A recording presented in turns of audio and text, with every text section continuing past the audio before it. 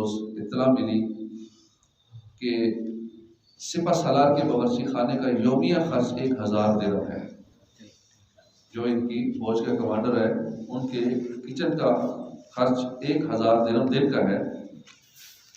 इनको जब खबर मिली तो बड़ा अफसोस हुआ। उसकी इस्लाह के लिए इनफरादी कोशिश का ज़हन बनाया और उसको अपने यहाँ मदऊ फरमाया। आपने बावर्चियों को हुक्म दिया कि पुरतकल्लुफ खाने के साथ ही जौ शरीफ का दलिया भी तैयार कर लिया जाए। सिपा सालार जब दावत पर हाजिर हुए तो खलीफा ने कसदन जानबूझकर खाना देर से मंगवाया ताकि सही भूख लग जाए इनको।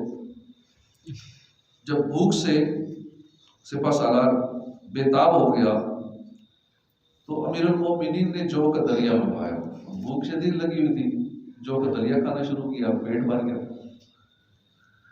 चूंकि भूखा था इसलिए जौ का दलिया खाना शुरू किया और जब पुरतकल्लुफ खाने आए उस वक्त तक पेट भर चुका था।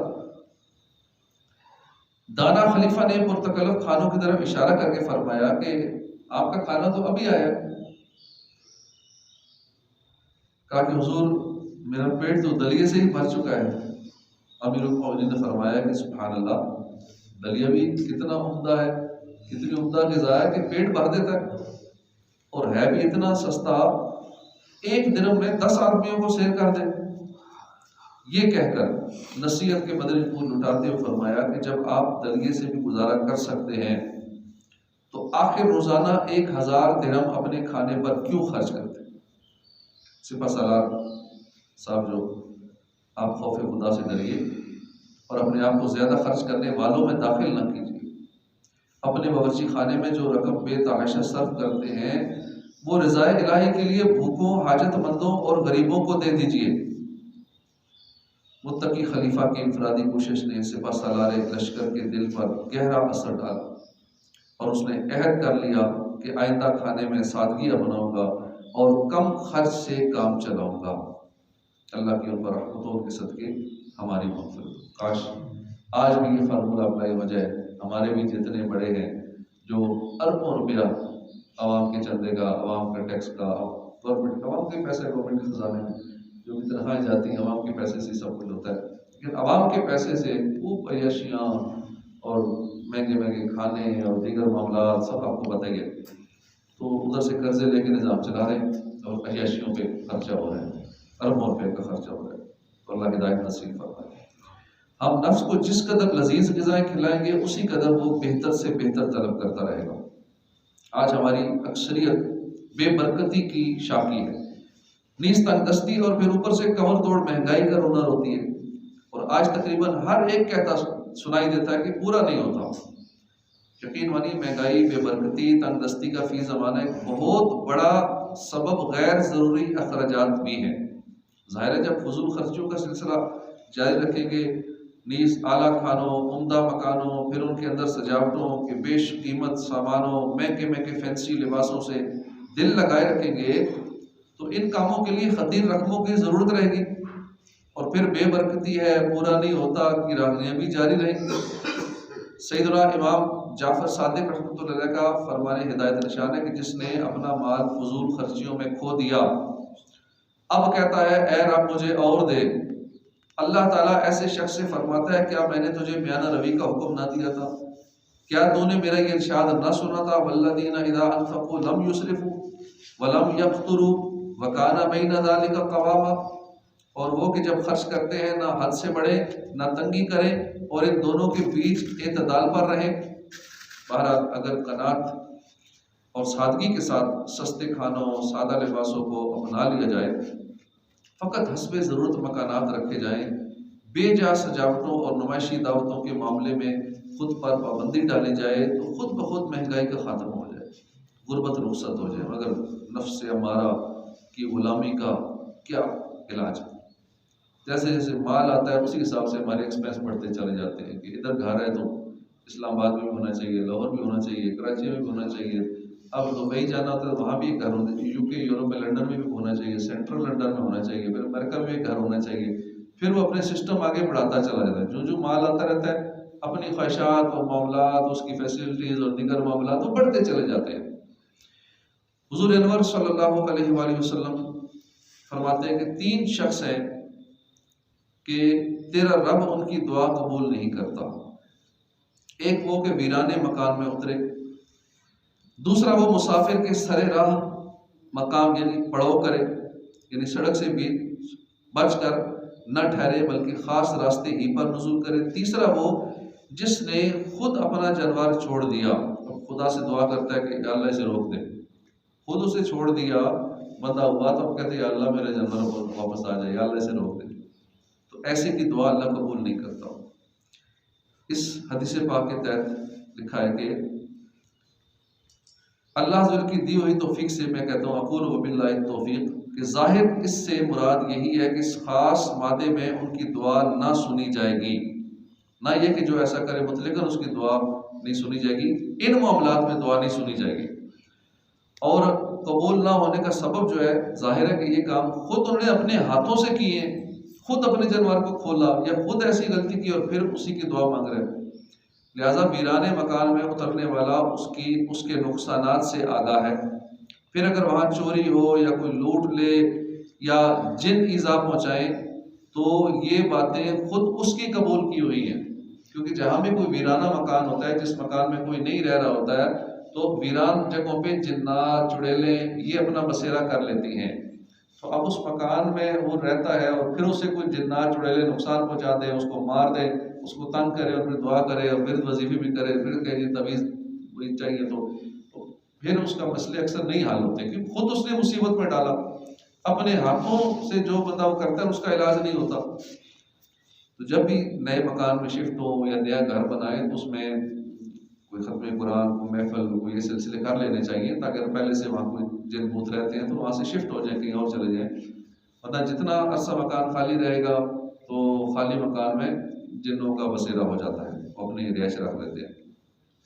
या ऐसी जगह घर में रहता है कि जहाँ के घर वीराने में होते हैं, बिल्कुल इलाके से हट के वीराने में होते हैं और वहाँ फिर के डाका ना पड़े, चोरी ना हो और दुआ भी करे इस चीज़ की, तो ऐसे की दुआ कबूल नहीं होगी।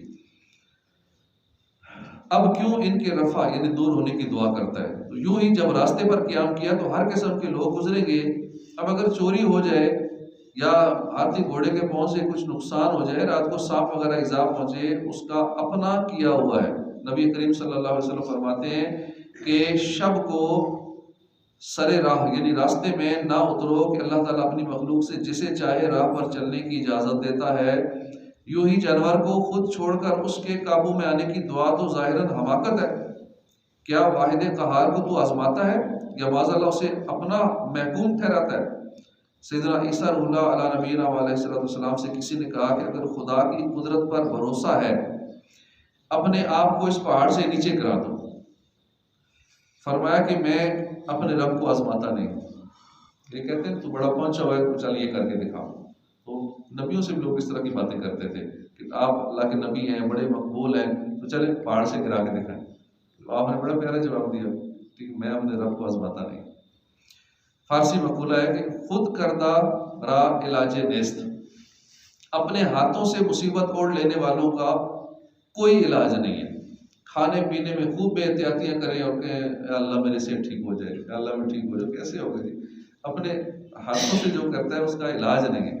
जो मुसीबत अपने हाथों से उड़ी, मसलन कोई अपना सर दीवार में मारता है, रोता चिल्लाता है मेरा सर फट गया मुझे बचाओ, जाहिर उस अहमक से ये कहा जाएगा ना कि अपना सर दीवार में मारना तर्क कर दे तो नहीं फटेगा।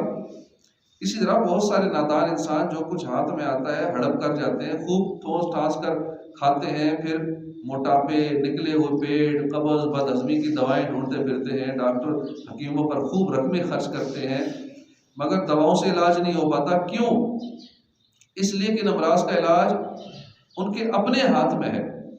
डट कर खाना छोड़ दें, जब तक भूख खूब ना लगे उस वक्त तक ना खाएं। हदीस पाक में बताया हुए तरीके के मुताबिक भूख से कम खाएं। पिज़्ज़ों, पराठों, दूध की मलाई और मक्खनों, केक, पेस्ट्रियों, कबाबों, बर्गरों, सीख कबाबों, समोसों, पकौड़ों, दीगर तली हुई चीज़ों, नीस, चिकनाहट, मैदा, मिठास वाली चीज़ों को कम से कम इस्तेमाल में लाएं। आइसक्रीमों, ठंडे शरबतों, ठंडी बोतलों से खुद को बचाएं। नीस चाय नोशी भी ज़्यादा न करें। हाँ, ज़रूरतन दिन रात के मैं 2 या 3 मरतबा आधे आधे कप चाय से काम चला ले, अगर बहुत भी ज़्यादा अगर पीनी है तो। अगर पान सिगरेटों, खुशबूदार छालियों, गुटकों, मेन पुड़ियों, पान परागों वगैरह की लत है तो इनसे पीछा छुड़ाएं। इंशाल्लाह वजन कम होगा, पेट अंदर होगा, हजमा ठीक होगा, बहुत सारी बीमारियों से बल्कि बगैर डॉक्टरी इलाज के निजात मिल जाएगी।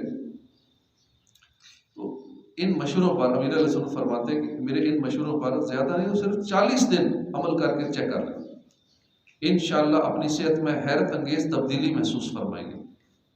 पहले किसी लेबॉर्ट्री में अपना लिपिड प्रोफाइल टेस्ट करा लेना चाहिए, शुगर टेस्ट करवा के अपने डॉक्टर से मशवरा करने के बाद इस नियत के साथ कि अच्छी सेहत के ज़रिए इबादत पर क़ुव्वत हासिल करूँगा, परहेज़ी शुरू कर दीजिए, इसकी बरकतें लूटिए। याद रखिए खाने के बाद पानी पीने से भी बदन फूलता है, वज़न बढ़ता है, मोटापा आता है, लेकिन खाने के बाद एक अच्छी खासी तादाद है जो पानी पीते हैं। खाने के बाद जब फरमा दिया गया हदीस पाक में, फिर आजकल की तहकीक भी ये कहती है कि बाद में पानी पीना बीमारी है, वबा है, पहले पानी पीना शिफा है। तो अगर हम बेहतर है कि आधा घंटा पहले पानी पी लें तो इंशाल्लाह सारे मामला ठीक हो जाएंगे।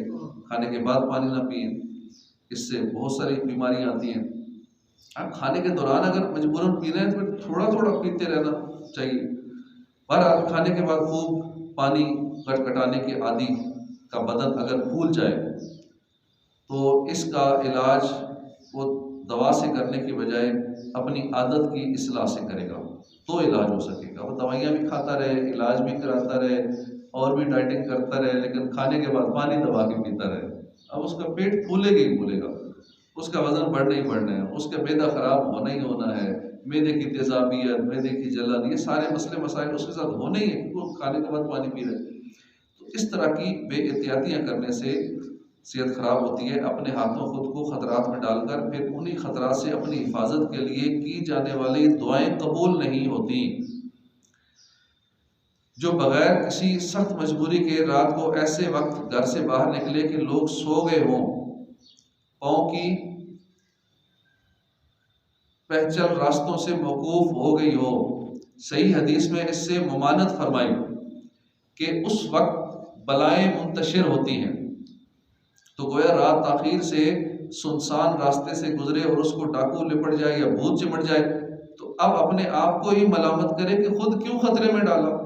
कई बड़े दलेर बनते हैं, मैं तो अकेले भी निकल जाता हूँ जंगलों में, रास्तों में, कोई भी रात को नहीं हो तो मैं डरता नहीं हूँ। भाई रात के वक्त जब सुनसानी हो जाए, वीरानी हो जाए तो उस टाइम फिर जिन भूत ये फिर ओपनली घूमते फिरते हैं, फिर ये नुकसान भी पहुँचा सकते हैं। और जो चोर डाकू उनका अलग नुकसान है और बाकी ये जो मखलूक है दूसरी वाली ये अलग से नुकसान पहुंचाती है, तो इसलिए हमें एहतियात करनी चाहिए। रात को दरवाज़ा खुला छोड़ दे या बगैर बिस्मिल्लाह कहे बंद करे कि शैतान उसे खोल सकता है, और जब बिस्मिल्लाह कहकर दाना पाँव मकान में रखे तो शैतान के साथ आया था बाहर रह जाता है, जो शैतान साथ आया था। और जब बिस्मिल्लाह कह के दरवाज़ा बंद करे तो उसके खोलने पर कुदरत नहीं पाता, तो इसलिए जब भी दरवाज़ा बंद करें बिस्मिल्लाह कह के बंद करें। यहाँ भी अगर बेहतियाती की गई और शैतान ने घर में घुसकर नुकसान पहुंचाया तो खुद अपने ही कसूर की वजह से ऐसा हुआ। अब इस मामले में दुआ कैसे कबूल होगी? या खाने पानी के बर्तन बिस्मिल्लाह कहकर ना ढांके कि बलाएं उतरती हैं और उसको ख़राब कर देती हैं, फिर वो तमाम या मशरूबात बीमारियां लाते हैं। खाना वगैरह मौजूद होते हुए बर्तन खुला हो तो नापाक जिन्नात उसे इस्तेमाल करते हैं। लिहाजा बेहतियातियाँ करने वाले की यहाँ भी दुआ कबूल नहीं होगी कि आसेब और अमराज से हिफाजत का बेहतरीन नुस्खा बता दिया गया। या बच्चे को मगरिब के वक्त घर से बाहर निकाले कि उस वक्त शयातीन मुंतशिर होते हैं। अगर मगरिब और इशा के दरमियान बच्चे को बाहर निकाला और किसी जिन ने पकड़ लिया तो फिर कसूर आपका बना होगा। तो इसलिए बच्चों को मगरिब के बाद घर से ना निकलने दें, वरना फिर उसको जी कहते हैं जिन आ गया, चुड़ैल चमट गई, जा नहीं रही, फिर इलाज करवाते हैं, आमलों को लाखों रुपया देते हैं, फ़ायदा नहीं होता। तो आमिल भी उन्होंने कस्टमर थोड़े जाने देना, शिफा मिल गई तो दोबारा आएगा ही नहीं है, इसलिए वो भी फिर लगा ही रखते हैं कि चलो कुछ अर्सा ठीक हो, फिर उसमें खुद ही छोड़ देते हैं जिन। नहीं भी जिन आना होता ना खुद ही कर देते ताकि दोबारा कस्टमर आ नहीं रहा, तो उन्होंने लाइफ टाइम बंदे को अपना गाहक बनाना होता है इन आमलों ने। तो इसलिए इन चीज़ों से खुद ही बंदा हिफाजत करे ताकि ज़िंदगी भर के लिए हमारे खर्चे ना होते रहें आम लोग को पैसे देने के लिए। खाने के बाद बगैर हाथ धोए सो रहे कि शैतान चाटता है और मौज़ला बस कोढ़ का बायस होता है, या गुस्ल खाने में पेशाब करे कि इससे वसवसे पैदा होते हैं, या छज्जे के करीब सोए और छत पर मुंडेर ना हो, गिर पड़ने का एहतमाल हो। कई छतों पे सफील नहीं फिरी हुई, रात वहाँ सो जाता है, तो इन चीज़ों से मना किया गया। खाना बगैर बिस्मिल्लाह पढ़े खाए कि शैतान साथ खाता है, और तमाम चंद मुसलमानों को काफ़ी होता है एक ही के खाने में ख़त्म हो जाता है। ज़मीन के सुराखों में पेशाब करे कि कभी सांप वगैरह जानवर का घर या जिन का मकान होता है और इंसान ईज़ा पाता है। सुराखों में पेशाब करने से मना किया गया है क्योंकि उसमें सांप भी हो सकते हैं, जिन भी हो सकते हैं, वो उनका घर होता है सुराख। अब पेशाब करेगा और वो चीज़ इसको नुकसान पहुंचाएगी तो उसका अपना कसूर है।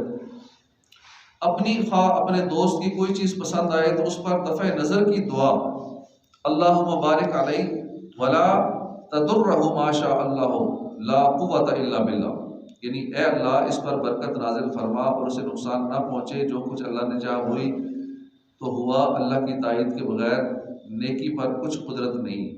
ना पड़े कि नज़र हक है, मर्द को कब्र और ऊँट को नज़र देख में दाखिल कर देती है, तो जब भी किसी चीज़ पे नज़र पड़े अच्छी लगे ये वाली दुआ पढ़ लेनी चाहिए। वरना क्या होगा कि नज़र ऐसी लगती है, वास्तव अपने बच्चों को अपनी नज़र लग जाती है, अपने बच्चे अच्छे लगते हैं तो घर में वालिदैन की नज़र, घर के बड़ों की नज़र अपने बच्चों को लग जाती है और फिर बाज़ का नज़र तो कब्र तक पहुँचा देती है, इतनी खतरनाक होती है। ऊँट को देख में उतार देती है, बंदे को कब्र में उतार देती है। दुआ याद नहीं है अगर बिलफर्ज जब तक, तो ये पढ़ लें माशा अल्लाह बारकल्लाह, या बारकल्लाह पढ़ लें, या माशा अल्लाह। जब भी बच्चा अच्छा लगे, या कोई भी बच्चा, किसी का भी अपना बच्चा, तो कहीं ऐसा ना हो कि नज़र लग जाए। बच्चे बस का अच्छी अच्छी हरकतें करते हैं या उनकी कुछ चीज़ पसंद आती है तो हम बड़ी हसरत भरी नज़रों से ये देखते हैं, तो उससे नज़र लग गई तो उसको बहुत बड़ा नुकसान हो जाएगा बच्चे को। इसलिए बेहतर है माशा अल्लाह ये कहने की आदत बना लेनी चाहिए, और बारकल्लाह। और नज़र बड़ों को भी लग सकती है, सिर्फ बच्चों को नहीं, बड़ों को भी जब कोई चीज़ अच्छी लगे तो माशा अल्लाह बारकल्लाह ये कहते रहा करें। मुफ्ती अहमद यार खान नईमी फरमाते, अगर किसी पसंदीदा चीज़ को देखकर माशा अल्लाह या बारकल्लाह कह दे तो नज़र नहीं लगती। अगर इन कलिमात यानी माशा अल्लाह बारकल्लाह के बगैर ताज्जुब से देखे और ताज्जुब के अल्फाज बोले तो नज़र लग जाती है। ताज्जुब से देखेंगे कि बच्चा कितना प्यारा है, ये बच्चा ऐसी हरकतें कर रहा है, ये बातें कर रहा है बच्चा, ये बच्चा छोटा सा बच्चा नाते पढ़ता है, ये बच्चा यूँ करता है। ये ताज्जुब से जो भी देखेंगे तो बच्चे को नज़र लग जाएगी, वो बीमार हो जाएगा, उसकी हालत खराब हो जाएगी, कई तरह के नुकसान हो सकते हैं उसको। तनहा सफ़र करे कि फुस्साक इंसो जिन से मुज़र्रत पहुँची, नुकसान पहुँचता है और हर काम में दिक्कत पड़ती है, तो इसलिए कोशिश करें अकेले सफ़र ना करें, खासकर जब कोई वीराने का सफ़र हो, ख़तरनाक सफ़र हो, अकेले नहीं करना चाहिए। खड़े खड़े पानी पिया करे कि दर्द जिगर का बायस है। हाँ, आब ज़मज़म या वज़ू का बचा हुआ पानी खड़े खड़े पीना मुस्तहब है, और वैसे खड़े खड़े पिएंगे तो जिगर का दर्द हो सकता है। बैतुल खला में बगैर बिस्मिल्लाह कहे जाए कि खबीस जिन्नात वगैरह से नुकसान पहुँचने का अंदेशा है। जब भी वाशरूम जाना हो तो उससे पहले दुआ पढ़ लेनी चाहिए। अगर दुआ नहीं पढ़ी और जिन्होंने नुकसान पहुंचा दिया, क्योंकि वो उनकी रिहाइशगाह है, वहाँ रहते हैं खबीस जिन्नात, गंदगी में रहते हैं, तो अब वो नुकसान पहुंचाएंगे तो बंदे का अपने कसूर है। फासिकों, फाजिरों, बदमज़हबों के पास नशिस्त बर्खास्त करे कि अगर बिलफर्ज सोहबत बद के असर से बचा तो बदनाम ज़रूर हो जाएगा। बुरों की सोहबत में एक तो सोहबत असर रखती है, बुरों में बैठक वैसे ही हो जाएगा, लेकिन बदनाम ज़रूर होगा। लोगों के रास्तों में खा उनकी नशिस्त बर्खास्त की जगह पेशाब करे कि आप ही गाली खाएगा। जहाँ लोग बैठते हैं, वो बैठते उठते हैं, गुजरते हैं, और वहाँ पे पेशाब की जगह लिखा भी होता है, देखो कुत्ता पेशाब कर रहा है, या इस तरह की और भी गालियाँ लिखी होती हैं, और वही भी पेशाब कर रहे होते हैं, खामखा गालियाँ खा रहे हैं, अपनी बेइज्जती करवा रहे होती। या वैसे ही लोग देखते पेशाब कर रहे हैं तो जहाँ जाने वाला का एक दो गालियाँ दे जाता है, तो अपने आप को गालियों से बचाना चाहिए, गालियाँ खाने से। हज़रत सैयदना बायज़ीद बिस्तामी रहमतुल्लाह अलैह एक मस्जिद में नमाज पढ़ने तशरीफ़ ले गए, नमाज पूरी होने के बाद इमाम साहब ने पूछा कि ए भाई यजीद, आप कहाँ से खाते हैं? फरमाया कि ज़रा ठहरो, मैं पहले आपके पीछे जो नमाज पढ़ी है मैं वो दोहरा लूँ, फिर बताता हूँ। आपको जब मखलूक को रोज़ी देने वाले ही के बारे में शक है तो फिर आपके पीछे नमाज जायज़ कैसे होगी? अल्लाह की उन पर रहमत, उनके सदके हमारी मग़फ़िरत। हज़रत सैयदना बायज़ीद बिस्तामी रहमतुल्लाह बहुत बड़े वलीउल्लाह थे। यकीनन अल्लाह रब्बुल आलमीन सबकी रोज़ी का कफ़ील है, वही खिलाता पिलाता है।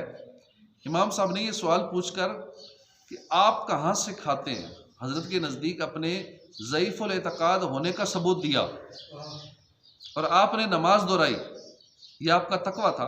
उर्फ़न इस तरह के सवाल जवाब लोग आपस में करते हैं, शरअन इसमें गुनाह नहीं है, लेकिन इससे एतक़ाद का पता चल जाता है तो नमाज भी हो जाती है, कोई मसला नहीं। तो उनको अल्लाह वालों का तकवा होता है।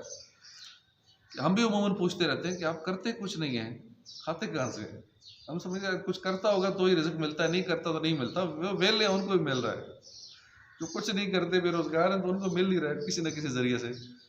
रिज़्क़ अल्लाह ने देना होता है, उसके लिए कोशिश करनी चाहिए, लेकिन मिलता है, सबको मिल रहा है, अल्लाह ने ज़राए बनाए हुए हैं। अबुल हुसैन अलवी का बयान है कि मैंने एक बार घर में फरमाइश की कि फ़लाँ हलाल परिंदा भूनने के लिए तंदूर में लटका दो, मैं वक्त मुनासिब पर आकर खा लूँगा। फिर मैं हज़रत सैयदना जाफ़िर खुल्दी रहमतुल्लाह की खिदमत में ज़ियारत के लिए हाज़िर हुआ। उन्होंने फरमाया कि रात यहीं क़याम कर लीजिए। मेरा दिल चूँकि परिंदा खाने में फंसा हुआ था तो मैं कोई बहाना बनाकर घर पहुँच गया। गर्मा गर्म भुना हुआ परिंदा दस्तरखान पर रख दिया गया। अचानक एक कुत्ता घर में आया, उसने एक ही झपट मारी और परिंदा भुना हुआ लेके चला गया।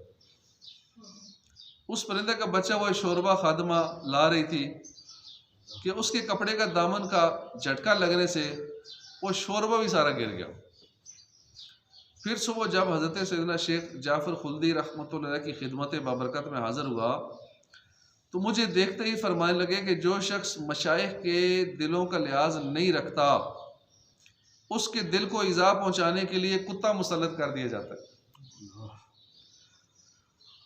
अल्लाह की उन पर रहमत हो और उनके सदके हमारी मग़फ़िरत हो। तो मालूम हुआ कि बुज़ुर्गों की बात निभाने और वो जो हुक्म दें उसको बजा लाने ही में आफ़ियत है। अल्लाह वालों के साथ चालाकी और बहानेबाजी का करामद नहीं होती। इस शिकायत से ये भी मालूम हुआ कि औलिया को अल्लाह की अता से गैब की बातें भी मालूम हो जाया करती हैं। जब औलिया किराम की ये शान है तो सहाबा किराम का क्या मकाम होगा। नीज़ अम्बिया किराम और ख़ुद ताजदार अम्बिया सल्लल्लाहु अलैहि वसल्लम की अज़मत व शान का अंदाज़ा कौन लगा सकता है। मेरे आका आला हज़रत लिखते हैं ना कि सरे अर्श पर है तेरी गुज़र, दिले फ़र्श पर है तेरी नज़र, मलकूत व मुल्क में कोई शय नहीं वो जो तुझ पे अयान है। एक बार मदीना शरीफ में हम रोज़ाना सैयद व शुहदा जाते थे, जहाँ ओद शरीफ में सैयदना अमीर हमज़ा का मज़ार है और बाकी ओहद की जो ग़ज़वा हुआ था, जंग हुई थी, उसके जो शहीद हैं वो सारे वहीं एक जगह मदफून हैं। तो वहाँ पे आशिकाने रसूल रोज़ाना रात को जाते हैं, रश लगा होता है। तो वहाँ पे हम गए, मेरे साथ और भी हाजी थे जो हम इकट्ठे जाते थे, जिधर भी जाना होता था। 2-3 ऐसे थे जो हम इकट्ठे इधर उधर जाना। तो वहाँ गए, वहाँ पर बाकी मसरूफ़ थे, दुआ वगैरह में आगे पीछे बैठे हुए थे। तो मुझे एक आर्मी ऑफिसर थे यहाँ के, उन्होंने कहा आओ इजाज़त भी चलते हैं ज़रा, मेरा दोस्त लेके जा रहा है साथ, तो चलते हैं ज़रा। चले गए, मुझे नहीं पता कहाँ लेके जाएंगे। वो एक होटल में ले गए और वहाँ भी बड़ा VIP किस्म का होटल, और वहाँ भी ऐसे ऐसे खाने, टिक्के कबाब और वो काफ़ी कुछ और बहुत वो खाया। मेरे दिल में आया कि हमने तो खा लिया, जो मेरे साथ आए थे वो बेचारे रह गए। वो मुझे बड़ा अजीब लगा। लेकिन जिनके मज़ारात पे गए थे वो भी तो ख्याल रखते हैं सबका। सैयद शुहदा अमीर हमज़ा और फिर और 70 सहाबा कराम, और फिर आका के मदीने में बंदा हो तो वो ख्याल रखते हैं कि इनके साथ वाला एक बंदा चला गया है, तरह तरह के अच्छे से खाने खा रहा है, तो ये मेरे मेहमान इधर हैं। तो मैं वापस आया, उन्होंने बताया कि इजाज़ भाई हमने ये खाया। उन्होंने जो बताया वो इससे भी आला किस्म का था। जो हमने पैसों का खाया इतना, वो उनको फ्री में पाए, टिक्के और न जाने क्या क्या चीज़ें जो उन्होंने बताई। मैं कि ये तो ज़्यादा, इनकी मेहमानी ज़्यादा हो गई। तो मदीने में तो फिर भीड़ है फ़कीरों की, एक देने वाला है कुल जहाँ सवाली। फिर सैयद शुहदा अमीर हमज़ा, ये तो मदीने के गवर्नर, हुजूर ने इनको मदीने का गवर्नर बनाया था। कोई भी बात अगर हाजत हो, कोई तमन्ना हो, हुजूर से कोई बात मनवानी हो, अर्ज़ मारूज़ करनी हो, तो लोग सैयद शुहदा के मज़ार पे जाते हैं, तो मुरादें पूरी होती हैं, बड़े बड़े काम होते हैं। तो अल्लाह वालों की नज़र दिलों पर होती है, दिलों की कैफियत समझते हैं, अपने शहर में आने वाले मेहमानों का ख्याल रखते हैं। और फिर मदीने में तो माशाल्लाह कल भी मैसेज एक आया कि वहाँ तो देसी घी के पराठे और शहद तकसीम हो रहा है, पराठे तकसीम हो रहे हैं, और न जाने क्या क्या आइटमें महंगी महंगी, और वो मिन्नतें करके पकड़ा रहे हैं, लोगों को तकसीम कर रहे हैं, और खाने वाला नहीं खा पा रहा, इतने कहाँ से खाएगा, और फिर शाप पर भर भर के ले जाते, खाते भी हैं, ले भी जाते हैं, इतना वहाँ मिल रहा है मदीने में। अल्लाह रब्बुल इज़्ज़त की इनायत से सहाबा कराम की भी गैब की खबरें बताने के वाक़यात किताबों में मिलते हैं। चुनांचे करोड़ों मालिकियों के अजीम पेशवा इमाम मालिक, मशहूर ज़माना मजमूए अहदीस मुअत्ता इमाम मालिक में फ़रमाते हैं कि सैयदना उर्वा बिन ज़ुबैर रज़ियल्लाहु अन्हु से रिवायत है कि उम्मुल मोमिनीन हज़रत सैयदतुना आयशा सिद्दीक़ा रज़ियल्लाहु अन्हा ने फ़रमाया कि सैयदना अबू बकर सिद्दीक़ ने अपने मर्ज़ वफ़ात में उन्हें वसीयत करते हुए फ़रमाया, मेरी प्यारी बेटी, आज तक मेरे पास जो मेरा माल था वो आज मीरास का माल है। तुम्हारे दो भाई अब्दुर्रहमान और मोहम्मद रज़ियल्लाहु ताला अन्हुमा और तुम्हारी दो बहनें हैं, लिहाजा तुम लोग मेरे माल को कुरान मजीद के हुक्म के मुताबिक तकसीम कर लेना। ये सुनकर सैयदतुना आयशा सिद्दीक़ा रज़ियल्लाहु अन्हा ने अर्ज़ की, अब्बा जान, मेरी तो एक ही बहन बीबी अस्मा है, ये मेरी दूसरी बहन कौन है? आपने फरमाया कि वो तुम्हारी सौतेली वालिदा हबीबा बिनते खारजा के पेट में है, मेरे ख्याल में वो लड़की है। सुभान अल्लाह। यानी ऐसे ही हुआ फिर जो लड़की पैदा हुई जिनका नाम उम्मे कलसूम रखा गया। अल्लाह की उन पर रहमत हो, उनके सदक़े हमारी मग़फ़िरत। अब देखें ना, यहाँ इनकी दो करामतें साबित हुई कि आपको कबल अज़ वफ़ात ही ये इल्म हो गया कि मैं इस मर्ज़ में दुनिया से कूच कर जाऊँगा, इसलिए तो वसीयत की कि मेरे पास जो माल था वो आज मीरास का माल है, जो बच्चा पैदा होगा वो लड़की है। अब देखें ना, सहाबा को भी इल्म गैब, लोग हुजूर के इल्म गैब पे एतराज़ करते हैं, सिद्दीक़ अकबर रज़ियल्लाहु अन्हु ने पहले से बता दिया कि लड़की पैदा होगी। अल्लाह पाक हमें सहाबा की, सैयदना सिद्दीक़ अकबर की सच्ची मोहब्बत नसीब फरमाए। आमीन बिजाहिन नबील अमीन सल्लल्लाहु अलैहि व आलिहि वसल्लम।